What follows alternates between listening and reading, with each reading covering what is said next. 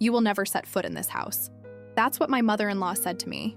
She said it clearly, without hesitation, without shame, looking me straight in the eyes in front of her son, in front of the whole family, at the dinner table on a Sunday afternoon. She said it like it was the most natural thing in the world, like I was nothing, like I had never been anything. And I just sat there. I didn't cry. I didn't raise my voice. I didn't throw my napkin on the table and storm out. I just looked at her, took a slow breath, and nodded. Because I already knew, right then and there, that one day she would regret every single word she had just said. My name is Maya. I'm 31 years old. I'm a light-skinned black woman who grew up in Atlanta, Georgia, in a house where my mother taught me that dignity is not something you beg for. You carry it with you, or you don't carry it at all. I married David when I was 26. We met at work, fell in love fast, and built something real together. Something I was proud of. Something I thought his family would eventually respect. I was wrong about that last part. Before we get into everything that happened, I just want to say, if this story sounds familiar to you, if you've ever felt invisible in a room full of people who were supposed to welcome you, please subscribe to this channel and turn on the notification bell. Because I share stories like this every week. Stories about women who were underestimated, pushed aside, and who still found a way to stand tall. You don't want to miss what's coming. Now let me tell you exactly how this all went down. David and I had been married for 2 years when we decided to buy our first home. It was a 3-bedroom house in a quiet suburb outside of Charlotte, North Carolina. We had saved for years. I had worked double shifts at my job, skipped vacations, made sacrifices that nobody saw and nobody thanked me for. David worked hard too. We did it together. And when we finally closed on that house, I cried in the driveway. Not because I was sad, because I had never felt more proud of anything in my entire life. His mother, Patricia, came to visit the weekend after we moved in. I had cleaned that house top to bottom. I had put fresh flowers in the living room. I had cooked a full meal from scratch because I wanted her to feel welcomed. I wanted her to walk through that door and see that her son had built something good, that we had built something good together. She walked in, looked around slowly, and said, "It's smaller than I expected." That was the first thing she said. Not hello, not congratulations, not it's beautiful, or I'm so happy for you both. She looked at our home, the home we had bled for, and the first words out of her mouth were about what it was lacking. David laughed it off. He always laughed things off when it came to his mother. That was his way of keeping the peace. He would give me a look that said, just ignore her, and I would try, I really would try. But there is only so many times a person can be told to ignore something before the ignoring starts to cost them something real. Patricia had a way of making me feel like a guest in my own life. When she visited, which was more often than I ever agreed to, she would walk through the house like she was inspecting it. She opened cabinets. She ran her finger along shelves looking for dust. She made comments about the way I organized the kitchen, about the brand of dish soap I bought, about the way I folded the towels in the bathroom. Small things. The kind of things that sound petty when you repeat them out loud, but when they happen over and over again, in your own home, by the same person, they stop being small. She never said anything directly insulting. That was the thing. Patricia was too smart for that. She operated in the space between what's said and what's meant. She would smile and say something like, "I just think David is used to a certain standard," and let that sentence hang in the air like smoke. She never finished the thought. She didn't have to. I tried everything.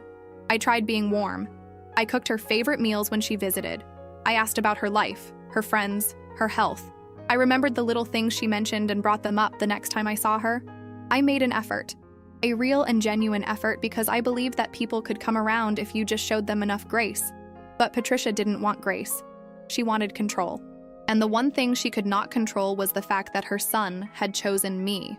I think that was the root of everything. David was her only child.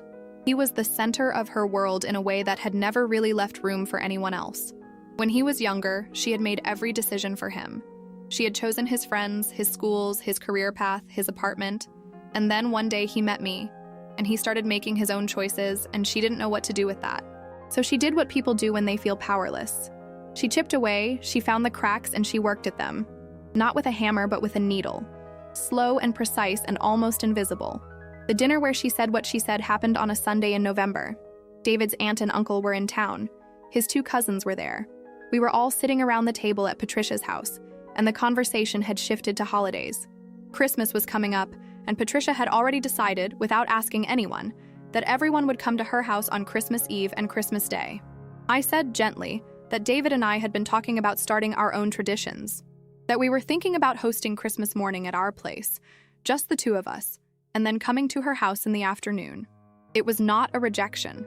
It was not an attack. It was just two adults saying that they wanted a little space to build their own life. Patricia put down her fork. The table got quiet. She looked at me for a long moment, and then she said very clearly, "You will never set foot in this house again if you try to take my son away from his family." Nobody moved. David looked at his plate. His aunt cleared her throat. His uncle suddenly found something very interesting about the ceiling. And Patricia just sat there, completely calm, like she hadn't just said something that split the room in two. I didn't respond. Not right then. I picked up my fork and finished my food. I thanked her for dinner when we left. I hugged David's aunt on the way out. I was quiet the whole drive home. David tried to talk to me about it. He said she didn't mean it like that. He said she was just emotional about the holidays. He said she had always been this way and that I needed to understand where she was coming from. And I listened to all of it. I heard every word. And then I told him very calmly that what his mother said was not acceptable, and that I needed him to say that to her, not to me. He didn't. Not that week. Not that month. And that silence, his silence, cost us something that took a long time to rebuild. I stopped going to Patricia's house after that. Not dramatically, not with a big announcement or an argument. I just stopped going. David went alone to the family dinners. I made other plans. I was polite when I had to see her. I never made him choose. But I also stopped pretending that everything was fine, because it wasn't, and I was tired of being the only one in the room who seemed to notice. Months passed. Things between David and me were strained in ways that were hard to explain to people from the outside. On paper, everything looked fine. We had a beautiful home. We had good jobs. We loved each other. But there was this thing between us, this unspoken tension around his mother and what he hadn't done, and it sat in the corners of our house like something we both kept tripping over but refused to pick up. I threw myself into work. I got a promotion. I started renovating the backyard, something I had been putting off for 2 years. I planted a garden. I painted the back bedroom. I kept moving because keeping still felt like drowning. And then, about 14 months after that dinner, I got a call from David. He was at his mother's house. His voice was strange. He told me that Patricia had been evicted. She had been renting the house she lived in, which I hadn't known, and the landlord had sold the building, and she had 60 days to find somewhere new to go. She hadn't told anyone. She had spent those 60 days convincing herself it would work out, and it hadn't, and now she had nowhere to go. David asked me if she could stay with us. I stood in my kitchen for a long time after he asked that. I looked around at the home I had built, the home she had dismissed the first time she walked through the door, the home she had decided I would never be welcomed into again, the home that was mine, that I had earned, that had my name on the deed. And I thought about what my mother used to say. She used to say that how you treat people when you don't need them says everything about your character. But how you respond when someone who hurt you finally needs you, that says even more. I told David to bring her over. Patricia arrived with 2 suitcases and a look on her face that I can only describe as a woman who had rehearsed what she was going to say, and then forgotten every word of it when she saw me standing at the door. She was smaller than I remembered. Not physically, but in some way that was harder to name. The certainty she always carried was gone. She looked tired. She looked scared. I showed her to the guest room. I had put fresh towels in there. I had cleared out the closet so she would have space. I hadn't done it to show off. I had done it because that's who I am, and I was not going to let her arrival change who I am. She said thank you. Just that. Thank you. And she couldn't look me in the eye when she said it. The first week was quiet. We moved around each other carefully, like 2 people sharing a space that neither one of us had fully figured out how to navigate. She ate dinner with us. She helped with the dishes without being asked. She didn't open my cabinets or run her finger along the shelves. At the end of the second week, she knocked on the door of the room I used as a home office. She asked if she could come in. I said yes. She sat down in the chair across from my desk and she was quiet for a moment, looking at her hands. Then she said, "I owe you an apology. Not a small one." I didn't say anything. I let her keep going.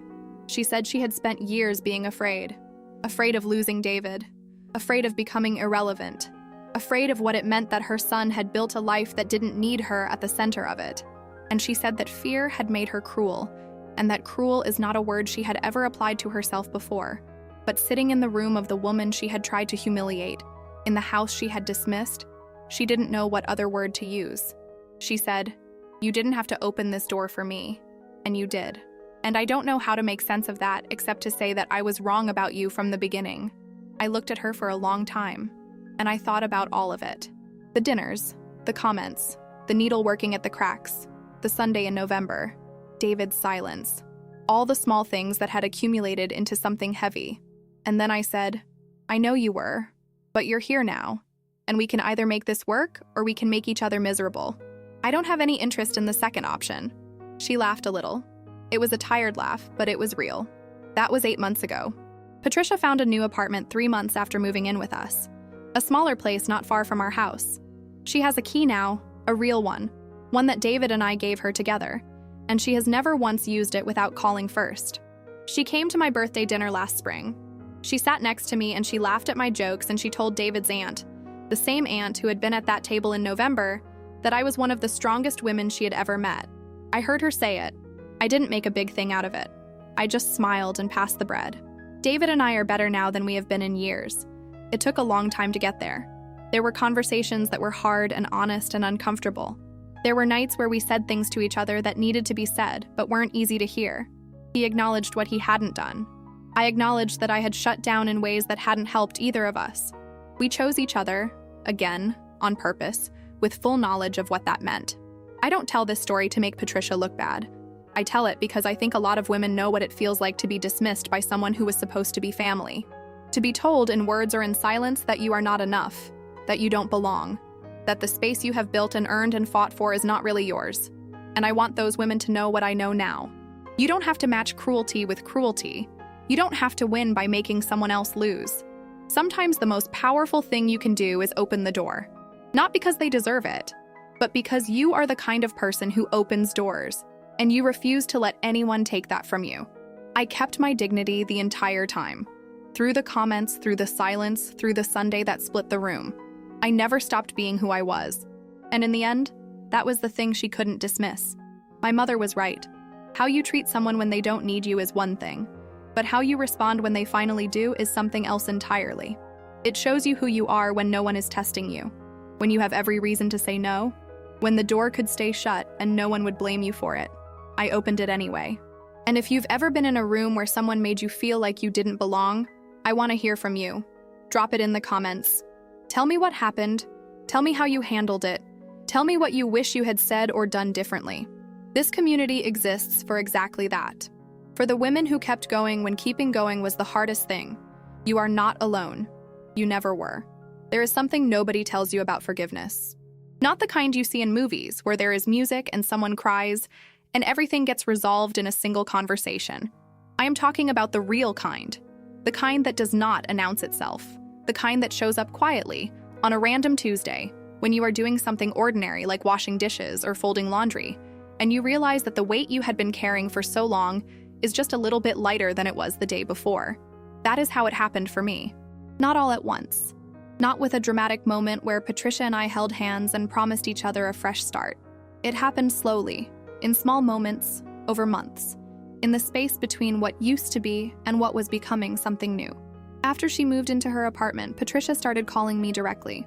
Not David. Me. At first, the calls were short and practical. She would ask if I knew a good plumber in the area, or if I could recommend the grocery store I went to, or if I remembered the name of the restaurant we had all gone to for David's birthday. Small things, easy things. But she was calling me. That alone was something. Then the calls got a little longer. She started telling me about her day. About the neighbor downstairs who played guitar badly but with a lot of enthusiasm. About the book she was reading. About a television show she had started watching that she thought I might like. And I would listen. And I would respond. And somewhere in those conversations, I stopped bracing myself every time I saw her name on my phone. David noticed. He did not say much about it at first. He is not someone who puts a lot of words around things unless he has to. But one evening, we were sitting on the back porch after dinner, and he looked at me and said, "I see what you're doing with her. I want you to know, I see it." That was all he said. But the way he said it told me everything. I want to be honest here because this story would not be complete if I were not. There were moments during those months where I felt something close to resentment. Not toward Patricia, exactly. More toward the situation. Toward the fact that I had to be the bigger person again. That I had to extend grace again. that I had to open a door for someone who had made it very clear she did not think I belonged inside it. I am a Black woman in America. I do not say that to make this story about something larger than it is, but I also cannot tell this story honestly without saying it. Because part of what Patricia never understood, or maybe refused to understand, is that I had already spent my whole life being told in 100 different ways that I needed to earn spaces that other people walked into freely. I had already done so much work just to stand where I was standing, and to have someone in my own home, in my own family, treat me like I still had something to prove, that specific kind of exhaustion is hard to explain to someone who has never felt it. So yes, there were moments where I sat with the unfairness of it, where I let myself feel how tired I was. I think that was important. I think if I had skipped over that part and gone straight to the graceful version of myself, I would have been performing something instead of living it. And I have never been interested in performing. What helped me move through it was something my mother said when I called her during one of those harder weeks. I told her I was struggling with the fact that Patricia had never really apologized for the specific things. Not the Sunday dinner, not the years of comments. She had apologized in general in that conversation in my office, but she had never named the individual moments. And I felt like without that, something was unfinished. My mother listened to the whole thing, and then she said, "Baby, some people do not have the language for specific apologies. They only know how to apologize for the shape of who they were. If she is showing you something different now, that is the apology. It is just coming out through her behavior instead of her words." I thought about that for a long time. I still think about it, because I think my mother was right, and I also think it is okay to want both, to want the changed behavior and the words, to want someone to look you in the eye and say, "I know exactly what I did and I am sorry for that specific thing." That is a reasonable thing to want, but sometimes you do not get everything you want from someone, and you have to decide what to do with what you actually have. I decided to work with what I had. Patricia and I are not best friends. I want to be clear about that because I do not want this story to end with a bow that does not exist. We are two women who love the same man and who have found a way to be in each other's lives without making those lives smaller. That is the honest version. We have dinners together. We have conversations that are real. She asks about my work, and I ask about hers, and we laugh at the same things sometimes, which still surprises me a little when it happens. Last Thanksgiving was the first one we hosted at our house. It was David's idea, and I agreed because I wanted to. Not because I felt obligated, not because I was trying to prove something, but because I genuinely wanted to sit at a table in my own home and share a meal with the people in my life. Patricia sat at that table. She helped me in the kitchen the day before, standing next to me while I made the sweet potato pie, and she asked me to show her how I did it. She wrote down the recipe in a little notebook she had brought. That is the image I hold when I think about how far things have come. Not the Sunday in November, not the suitcases at my door. Patricia standing in my kitchen in the home she had once dismissed, writing down my recipe in her little notebook, asking me to slow down so she could get the measurements right. I am not sharing this story because I think every woman in a difficult situation with a mother-in-law should do what I did. Every situation is different. There are relationships that are genuinely unsafe, genuinely toxic, genuinely beyond repair. There are women who have had to walk away completely, and that was the right choice for them. I am not here to tell anyone what their right choice looks like. What I am saying is that for me, in my situation, the choice to open the door was the right one. Not because Patricia deserved it in that moment, but because I knew that if I kept the door closed, I would be carrying something heavy for the rest of my life. And I was tired of carrying things that were not mine to carry. I think about the version of me who sat at that dinner table in November and said nothing. She was not weak. She was not a pushover. She was a woman who understood that not every battle needs to be fought in the moment it begins. She was planning. She was watching. She was waiting for the moment that would matter. And when that moment came, it did not look like an argument or a confrontation. It looked like a door opening. It looked like fresh towels in a guest room. It looked like a woman choosing to be exactly who she was, regardless of how she had been treated. That is the kind of woman I want to be. Not perfect, not without anger or hurt or complicated feelings, but someone who acts from her values even when her emotions are pulling her somewhere else. Someone who can hold the unfairness of a thing and still choose what she wants to do with it. David told me recently, on an ordinary evening when we were just sitting together, that marrying me was the best decision he ever made. He has said it before, but this time he added something. He said, "And not just because of who you are to me, because of who you are, period." I did not make a big thing out of it. I just leaned into him and said, "Thank you," and I meant it. If you made it to the end of this story, I want you to know something. The fact that you are here, listening, looking for something that resonates, that tells me you are someone who takes your own life seriously, someone who is trying to figure out how to move through hard things with some kind of grace intact.